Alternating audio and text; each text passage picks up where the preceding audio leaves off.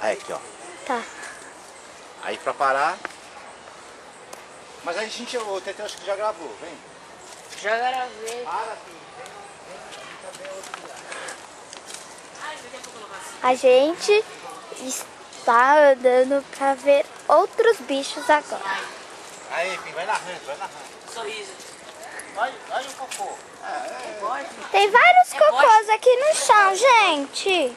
Eu tô falando, não é fruta. Vocês vão pisar, vocês vão ver. Urubu. A gente já viu as aves, mas agora vamos ver o elefante ou a girafa.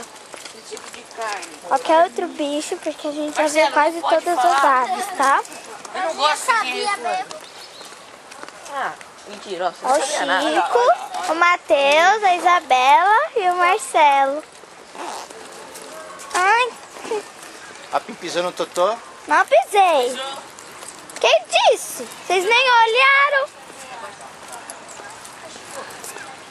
Estamos indo ver o quê? Ver Olha as comidinhas deles. as comidinhas. Olha, comidinha. Deixa eu filmar. Filme e tira foto, Pim. Tira foto aqui em cima, sabe? Aham. Ah, pena que tá com... Marcelo, como é que coloca outro modo? Não. Pena que Pode tirar. está chovendo. Não tem modo de você fazer assim, pega, acerta? Vamos, gente, tá chovendo. O que é aqui, vô? Aí pega reto. Ai, tá chovendo muito forte. Vai molhar a câmera. Fecha a câmera, Pim, e põe aqui, ó. Ó.